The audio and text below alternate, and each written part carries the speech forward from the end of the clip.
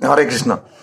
সনাতন হিন্দুরা অত্যন্ত সহিষ্ণু, ধৈর্যশীল এবং শান্তিপ্রিয়। এর কারণ কি? এর প্রকৃত কারণ আমার মনে হয় অনেক গভীরে নিহিত আছে। বর্তমান হিন্দু সনাতন সভ্যতা এসেছে আর্য সভ্যতা থেকে। আর্য সভ্যতাকে বলা হয় আরণ্য সভ্যতা। আরণ্য সভ্যতা, অরণ্য সভ্যতা নয়। আবার এই আরণ্য কথাটি কিন্তু এসেছে অরণ্য শব্দ থেকে। আবার অরণ্য শব্দটি এসেছে অরণ্য, অরণ্য থেকে।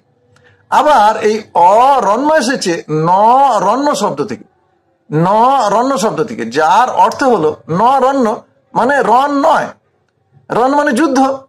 তাহলে নরণ্য মানে কি দাঁড়ালো? যে রণ নয়, অর্থাৎ যুদ্ধ নয়। আবার অরণ্য মানে বন।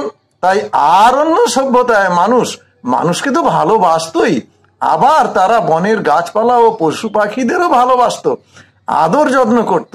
হরিণকে তারা আদর করত, শুধু তাই নয়, হরিণ হলো তাদের স্নেহের পাত্র।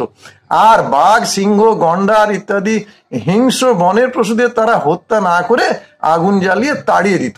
গরুকে তো তারা পালন করতই, তপবনের কথা। বনের অন্যান্য পশুরাও তাদের স্নেহ ভালোবাসা থেকে বঞ্চিত ছিল না। তারা সবাইকেই ভালোবাসত, সবারই যত্ন নিত।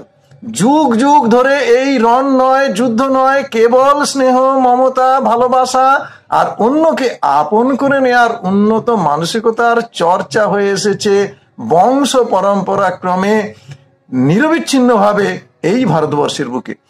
আর মনে হয় তারই ফলস্বরূপ সেই আরণ্য আর্য সভ্যতার উত্তরসূরি আজকের হিন্দু সমাজ এত সহনশীল, এত সহিষ্ণু, ধৈর্যশীল এবং শান্তিপ্রিয়। আর এই উন্নত মানসিকতার চর্চা, এই অতি উন্নত চেতনার অনুশীলনই আধ্যাত্মিক চেতনায় পর্যবসিত হলো।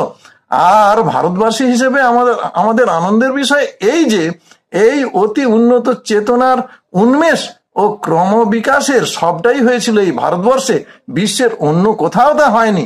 তাই আধ্যাত্মিক চেতনায় ভারতবর্ষ এত উন্নত। তাহলে আপনারা জানতে পারলেন, বা আমি আপনাদের জানানোর চেষ্টা করলাম যে বর্তমান হিন্দু সমাজ এত ধৈর্যশীল, এত সহনশীল, সহিষ্ণু এবং শান্তিপ্রিয় কেন।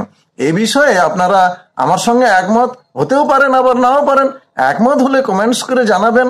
আবার যদি একমত নাও হন, তাহলে আপনাদের সুচিন্তিত মতামত কমেন্টস করে জানাবেন। হরে কৃষ্ণ।